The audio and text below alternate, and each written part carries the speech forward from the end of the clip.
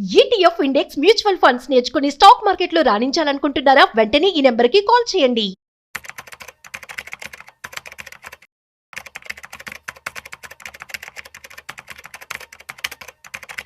నమస్తే, welcome to Suman TV. నేను మీ వెల్లి చక్రధర్. చాలా మంది అడిగే క్వశ్చన్ ఏంటంటే మ్యూచువల్ ఫండ్స్ కి అలాగే మన పిఎంఎస్ కి ఒక డిఫరెన్స్ కంపారిజన్ అనేది క్లియర్ గా చెప్పంటున్నారండి. సో వాళ్ళ కోసమే ఈ వీడియో చేస్తున్నాను. ఇప్పుడు చూడండి, చాలా మంది అనుకుంటారు పిఎంఎస్ లో ఎక్స్పెన్స్ రేషియోస్ ఎక్కువ ఉంటాయి మ్యూచువల్ ఫండ్స్ కంటే అనుకుంటారు. అయితే మన రిటర్న్స్ అనేవి ఎలా ఉంటాయంటే ఆఫ్టర్ ఎక్స్పెన్సెస్ మనం తీసుకుంటామండి. సో ఇక్కడ చూస్తే మీకు మ్యూచువల్ ఫండ్స్ వర్సెస్ పిఎంఎస్ ఇవన్నీ కూడా రిటర్న్స్ ఆఫ్టర్ ఎక్స్పెన్సెస్ పోయిన తర్వాత మనం తీసుకున్న రిటర్న్స్ అనమాట. సో మనకి మ్యూచువల్ ఫండ్స్ లో 0.5% ఉండనియండి, 0.67% ఉండనియండి, అలాగే మనకి పిఎంఎస్ లో మనకి 2.5% ఉండనియండి. అవన్నీ ఎక్స్పెన్సెస్ వెళ్ళిపోయిన తర్వాత వచ్చిన తీసుకున్న రిటర్న్స్ మాత్రం ఇవి. సో అలాగే ఒక 5 years ఆర్జిన్ తీసుకున్నామండి, నవంబర్ 2020 నుంచి 2025 దాకా. సో ఇక్కడ చూస్తే మీరు లార్జ్ క్యాప్ ఫండ్స్ ఏవైతే పర్ఫామ్ చేస్తాయో average of large cap funds అని తీసుకుని బెస్ట్ అన్నింటిలో తీసుకుని ఒక యావరేజ్ చేసామండి మ్యూచువల్ ఫండ్స్ ఇక్కడ. సో యావరేజ్ చేస్తే లార్జ్ క్యాప్ ఫండ్స్ మీకు వచ్చేసింది 18% రిటర్న్ ఇచ్చిందండి. అలాగే మల్టీ క్యాప్ 23% రిటర్న్ జనరేట్ చేసింది. అలాగే ఫ్లెక్సీ క్యాప్ మనకు వచ్చి 5 years లో 20% జనరేట్ చేసింది. అయితే మిడ్ క్యాప్ అనేది 25% ఇవ్వగలిగింది మనకి. అలాగే స్మాల్ క్యాప్ అనేది 27% రిటర్న్ ఇవ్వగలిగిందండి. చాలా మంది పోర్ట్ఫోలియోస్లో ఎలా ఉంటాయి అంటే ఒక large cap, mid cap, small cap అలా అన్ని కలిపి వాళ్ళు తీసుకుంటారండి పోర్ట్ఫోలియో. కేవలం ఒక మిడ్ క్యాప్లోనే ఇన్వెస్ట్మెంట్ చేయరు, అలాగే కేవలం ఒక మల్టీ క్యాప్లోనే వాళ్ళు ఇన్వెస్ట్మెంట్ చేయరు. ఇక్కడ చూడండి, చాలా మంది అనుకుంటారు మల్టీ క్యాప్ కొంచెం ఎందుకు ఎక్స్ట్రా వచ్చింది, ఫ్లెక్సీ క్యాప్లో ఎందుకు కొంచెం తగ్గింది అని. యాక్చువల్గా ఫ్లెక్సీ క్యాప్ మోడల్ ఏంటంటే ఎప్పుడైతే మార్కెట్ బాగా పడుతుంది అనుకున్నప్పుడు వాళ్ళు ఎక్కువ లార్జ్ క్యాప్లో ఇన్వెస్ట్మెంట్ చేయాలండి. అలాగే మార్కెట్ ఎప్పుడైతే డౌన్ఫాల్ అవుతుంది, ఇంకా మార్కెట్లో కన్సల్టేషన్ వచ్చేసింది, డౌన్ఫాల్ అవుతున్నప్పుడు ఎక్కువ లార్జ్ క్యాప్ వెళ్ళాలి. అలాగే మార్కెట్ పెరుగుతుంది అన్న టైంలో ఎక్కువ mid cap, small cap convert అవ్వాలి. అది ఫ్లెక్సీ క్యాప్ ఫండ్ మేనేజర్కి ఉన్న క్వశ్చన్ ఉంటుంది. అయితే రీసెంట్ టైమ్స్లో ఏంటంటే మనం చూస్తే with in 1 weekలోనే 2000 points up, 2000 points down అవుతుందండి. సైడ్ వాల్ మార్కెట్ ఉంది అంటారు. అంటే డ్రాస్టిక్గా బాగా పడిపోవట్లేదు, అలానే డ్రాస్టిక్గా పైకి బుల్ రన్ రావట్లేదు. ఎప్పుడైతే సైడ్ మార్కెట్స్ ఉంటుందో ఫండ్ మేనేజర్ ఎప్పుడు మార్చలేడండి. ఎందుకంటే లార్జ్ క్యాప్కి వెళ్దాం అనుకున్న లోపలే మళ్ళీ మార్కెట్ ఉంచుకుంటున్నాయి. అలాగే మిడ్ క్యాప్, స్మాల్ క్యాప్కి వెళ్దాం అనుకున్న లోపలే మళ్ళీ మార్కెట్స్ డౌన్ అవుతున్నాయి. సో ఇట్లా కన్ఫ్యూజన్గా చాలా మార్కెట్ అయితే ఉంది. అందుకని ఫ్లెక్సీ క్యాప్స్ పెద్దగా మనకి వర్కౌట్ అవ్వలేదు. థియరిటికల్గా బాగుంది కానీ బట్ ప్రాక్టికల్గా చూస్తే పెద్దగా రిటర్న్స్ అయితే ఫ్లెక్సీ క్యాప్లో అవ్వలేక రాపోయినాయి. వేరే మల్టీ క్యాప్లో కొంచెం కన్సల్టెంట్ అయితే వచ్చింది. సో మా దగ్గర ఏంటంటే రీసెంట్గా మేము చేసింది ఏంటంటే ఒక సర్వే చేసాము. ఎవరి దగ్గర అయితే 50 lakhs అండ్ అబోవ్ పోర్ట్ఫోలియో ఉందో వాళ్ళందరికీ మేము ఫ్రీగా రిటర్న్స్ చూద్దాము, రివ్యూ చేద్దామని చెప్పి కాల్ చేసాము. చాలా మంది తీసుకున్నారు అడ్వాంటేజ్ దాన్ని. చాలా మంది మాకు కాల్ చేయడం జరిగింది, అలాగే వాళ్ళ ఉన్న డీటెయిల్స్ ఇవ్వడం జరిగింది. మేము వాళ్ళకి రివ్యూ చేసి ఒక రిపోర్ట్ అయితే ఇచ్చాము, 15 pages రిపోర్ట్ అయితే ఇచ్చాము. అందులో చూస్తే చాలా మంది అవాక్ అయ్యారు ఇన్వెస్టర్స్. చూస్తే 10.56% రిటర్నే ఉంది, కొంతమంది 13.56% రిటర్న్ ఉంది. ఈవెన్ ఒక క్లయింట్ అయితే 2.6 crores ఇన్వెస్ట్మెంట్ చేశారు. ఆల్మోస్ట్ 8 years నుంచి దాన్ని కంటిన్యూ చేస్తున్నారు. చూస్తే రిటర్న్స్ మాత్రం అంత 13.75% వచ్చింది. ఒక మంచి ప్రొఫెషనల్ అడ్వైజర్ ద్వారా వెళ్ళినా కూడా మనకి ఏంటంటే ఎవరిది కూడా 15% దాటలేదంటే మీరు నమ్మచ్చు. సో మనం ఇక్కడ ఈవెన్ ఇది తీసుకుంది ఏంటంటే data of the average. But చాలా మంది పోర్ట్ఫోలియోస్లో చూస్తే లెస్ దాన్ 15%, 16% ఉన్నవే ఉన్నాయి. కొంతమంది హారిబుల్గా 9.7% ఉన్న వాళ్ళు కూడా ఉన్నారు. ఒక్క క్లయింట్కి మాత్రం అబ్నార్మల్గా 19% వచ్చింది. నేను ఎలా చేసుకున్నారు, ఇంత 19% బాగా చేశారు అనుకున్నాను. చూస్తే అందులో గోల్డ్ ఎక్కువ పెట్టారు. ఆయన తెలియక కొంచెం మంది ఎవరికైతే గోల్డ్లో ఎక్కువ మంది ఉందో సో వాళ్ళకి కొంచెం బాగా రిటర్న్స్ అయితే కనిపించాయండి. అదర్వైజ్ అందరికీ కూడా లాస్ట్ 5 years రిటర్న్ తీసుకుంటే ఎవరైతే కన్సిస్టెన్సీగా ఇన్వెస్ట్ చేస్తున్నారో డైరెక్ట్ ప్లాన్స్లో కానివ్వండి, రెగ్యులర్ ప్లాన్స్లో కానివ్వండి 16% అయితే ఎవరు దాటలేదు. స్టిల్ బెటర్ మనం 22.6% అయితే తీసుకున్నాం మ్యూచువల్ ఫండ్స్ నుంచి వచ్చిన రిటర్న్. ఇప్పుడు చూద్దామండి మన comparison with the PMS. So మనకి ఎలాంటి పిఎంఎస్లో మనకి రిటర్న్స్ ఎలా ఇచ్చాయి లాస్ట్ 5 yearsలో తీసుకుంటే. సో 2.2 అనే పిఎంఎస్ మనకి 26% CAGR అయితే ఇచ్చిందండి. అలాగే అబాకస్ వాళ్ళ ఎమర్జింగ్ ఫండ్ ఉంది. సో అబాకస్ ఎమర్జింగ్ వాళ్ళు 32% జనరేట్ ఇచ్చారు. అలాగే ఆదిత్య బిర్లా సన్ లైఫ్ వాళ్ళది సెక్టర్ అని ఒకటి ఉందండి పిఎంఎస్, అది 31% అయితే రిటర్న్ ఇచ్చింది. అలాగే ఆల్చిమ్ని వాళ్ళ పిఎంఎస్ మనకి 25% రిటర్న్ జనరేట్ ఇచ్చింది. అలాగే ఆనంద్ రాటి వాళ్ళది 26% రిటర్న్ జనరేట్ చేసి ఇచ్చింది. బియాండ్ క్యాపిటల్ వాళ్ళది 33% రిటర్న్ అయితే మనకి జనరేట్ చేసి ఇచ్చింది లాస్ట్ 5 yearsలో చూస్తే. అలాగే కార్నిలియన్ వాళ్ళది 36% రిటర్న్ అయితే జనరేట్ చేసి ఇచ్చారు. ఈవెన్ మన ఐసిఐసిఐ పొటెన్షియల్ తీసుకుందాం. ఐసిఐసిఐ పొటెన్షియల్లో కాంట్రా అనే ఒక సెగ్మెంట్ ఉందండి, ఒక పిఎంఎస్, 27% రిటర్న్ జనరేట్ చేసి ఇచ్చింది.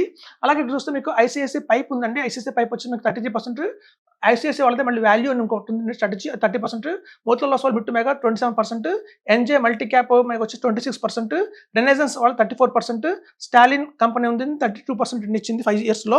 ఇక్కడ చూస్తే మీకు చూడండి చాలా చాలా పిఎంఎస్లు మీకు అబౌట్ 22% రిటర్న్ ఇచ్చాయి.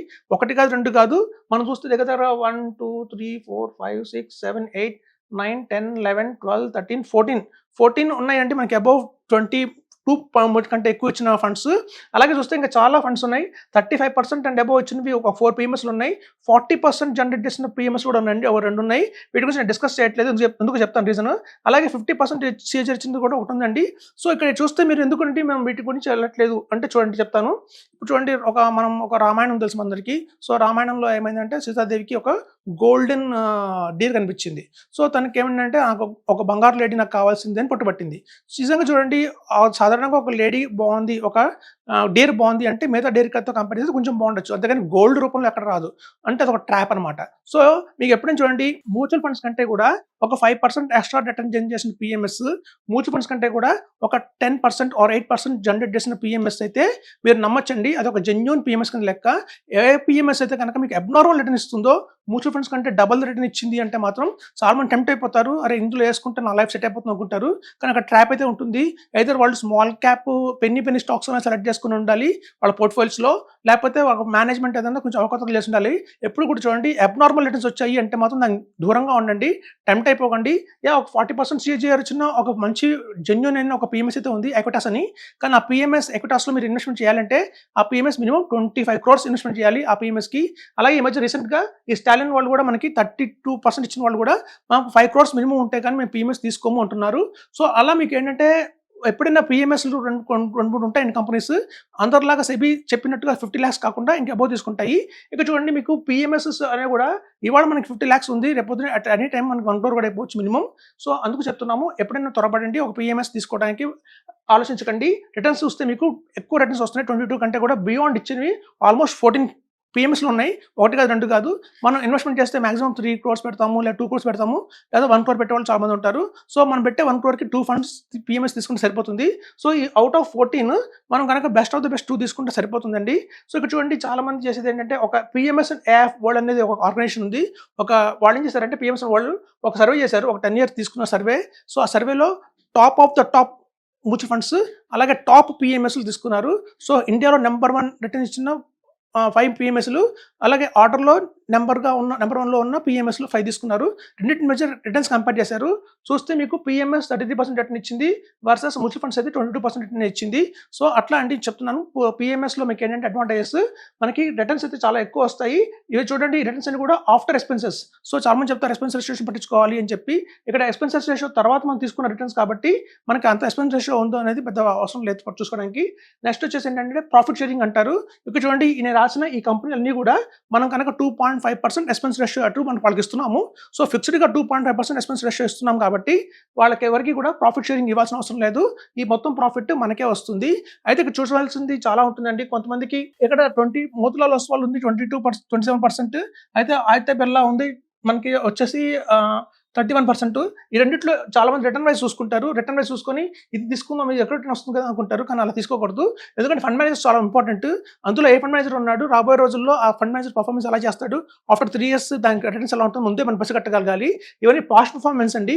ఫ్యూచర్లో ఇట్లాగే కంటిన్యూ అవుతాయా, కంటిన్యూ కావా అనేది only on over period of experience మాత్రమే మనకు తెలుస్తుంది తప్ప ఎక్స్పీరియన్స్ లేకపోతే తెలియదు.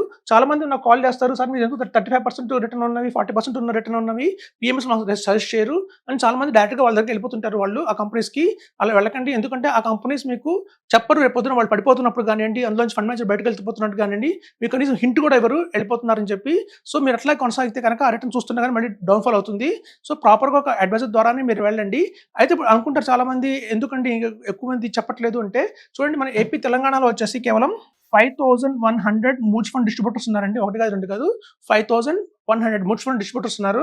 వర్సెస్ మీకు పిఎంఎస్ చెప్పేవాళ్ళు ఎంతమంది ఉన్నారు అంటే మనకి ఓన్లీ 11 మందే ఉన్నారండి ఏపీ తెలంగాణలో. కాబట్టి ఇక్కడ 11 మంది డిస్ట్రిబ్యూటర్సే మనకి పిఎంఎస్ గురించి చెప్పేవాళ్ళు ఉన్నారు.